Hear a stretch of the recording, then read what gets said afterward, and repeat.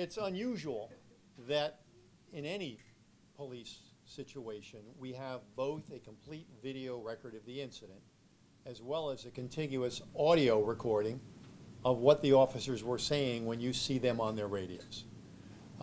This is remarkable. It's timely. And I think it shows without any doubt how reckless and irresponsible the alderman's charges were yesterday. If you go back and look at the quotes on the record of how he described this incident, what occurred, and then you for yourselves see what happened, you shouldn't need me to say those were reckless statements. Now, I've spent plenty of time in my career dealing with politicians who wanted to demagogue an issue.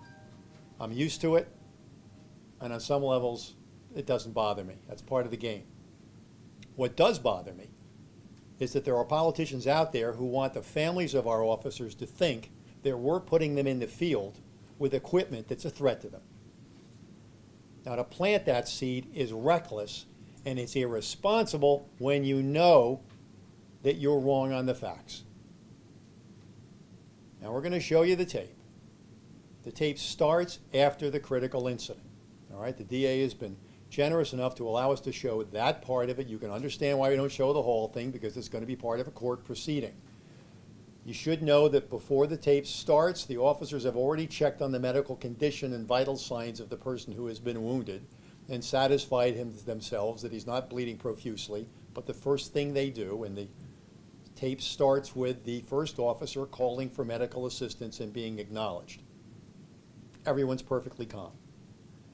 Time goes by, the second officer tries to go on the air, and he gets the tone that was described with such passion yesterday. Now, the tone is a busy signal. With the preceding radio system, you didn't know if you were heard.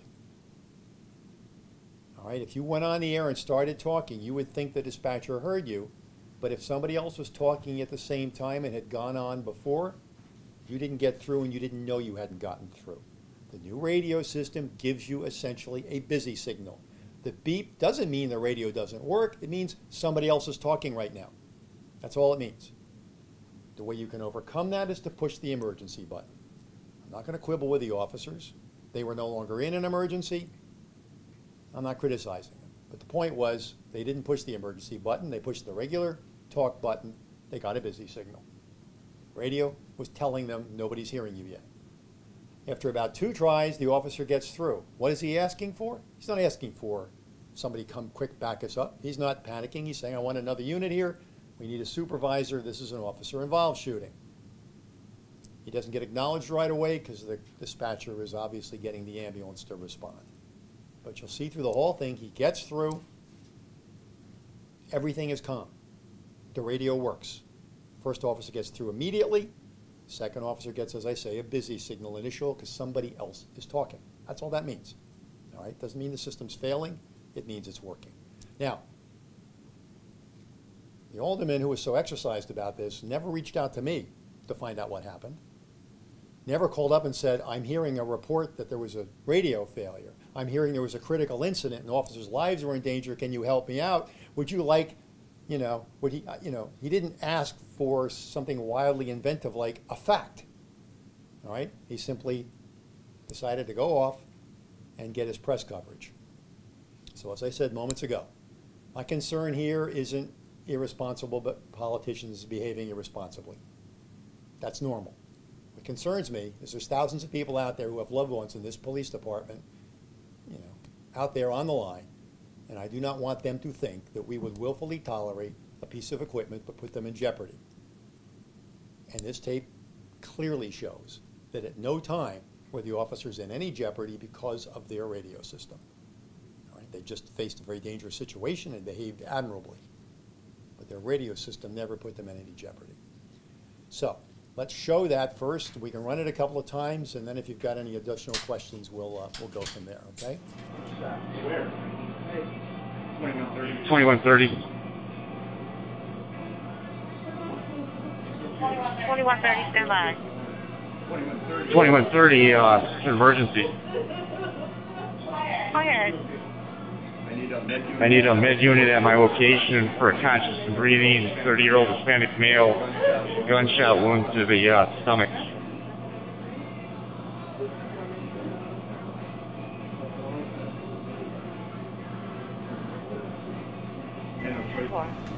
As a second officer, you got the busy signal. Second busy signal. 159 to 1, you meet me at my channel? I'm almost 23 at that location on my way.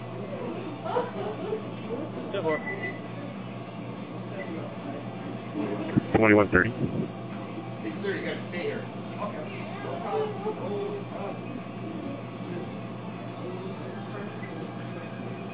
2130.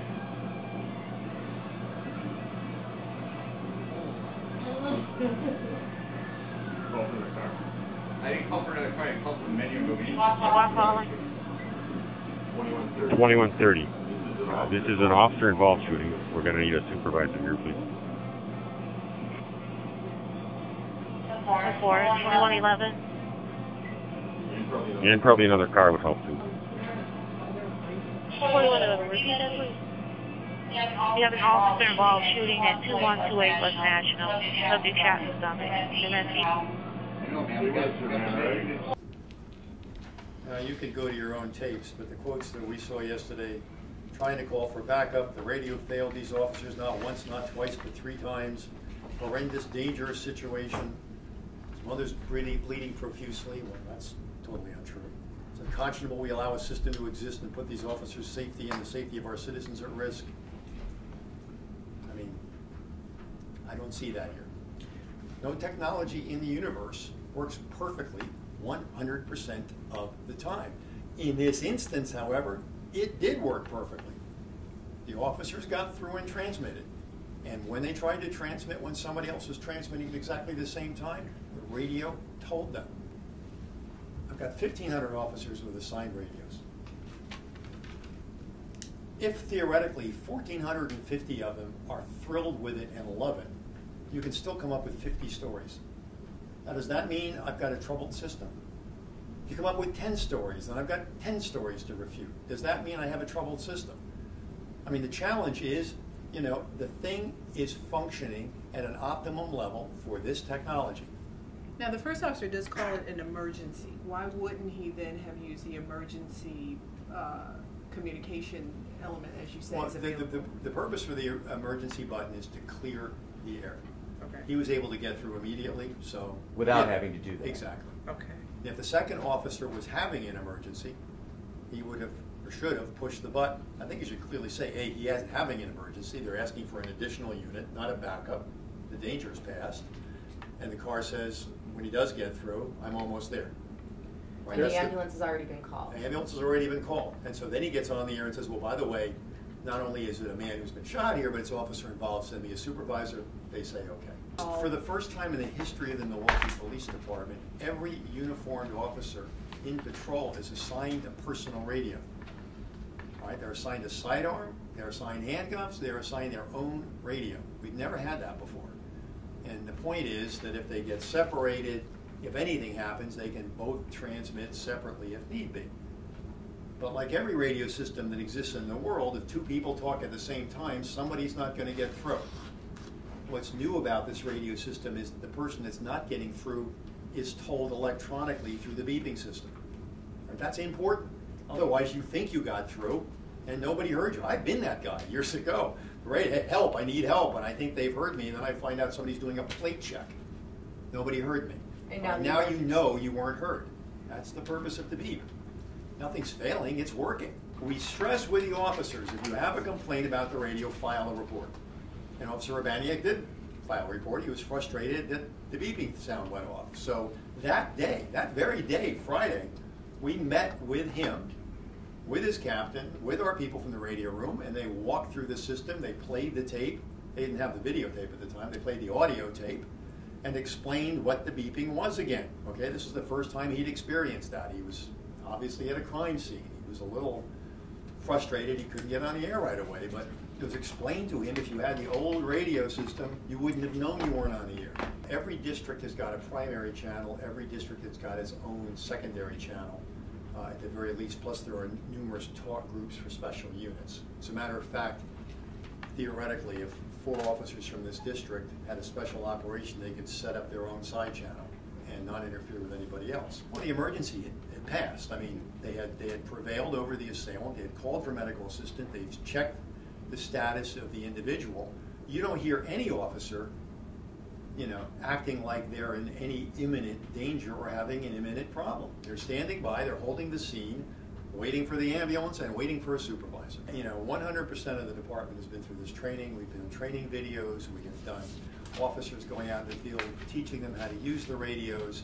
There's been no shortage of training on this. Now, obviously, we're going to remind everybody again, remember, because we went through a period of time where we didn't activate the emergency button because people were pushing it by accident too much. And what happens when you push the emergency button, nobody can transmit but you. And we were having guys leaning on them. We were having guys, pushing them by accident. We were shutting down the channel for, 30 seconds with dead air because somebody had pushed the emergency button. So we deactivated it for a period of time several months ago and then taught everybody how it worked. Be careful. You're shutting down the system if you push it. Okay, so then everybody got the message, and now we've activated it. We have done extensive training, and people are under orders to file reports when there's problems with the radio so we can identify if it's a mechanical malfunction or operator error. Right now, our complaint rate is down to approximately 1/100th of a percent of the total push-to-talks. Okay?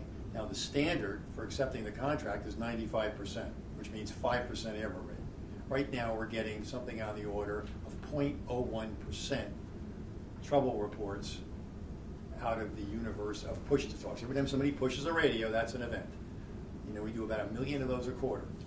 We spend thousands of hours of training and technology getting this system up where it works and is working reliably every day. But the narrative now, the narrative hook is troubled radio system. So all you have to do is say you had a trouble, and we've got we've got a big story. And then we look and say, okay, what was the trouble? Well, the radio worked the way it's supposed to. So in this case, you're saying this is perception, not reality. Absolutely. The radio, we'll show the tape. The radio did what it's supposed to do. That's why it beeped. Somebody else was talking at the same time.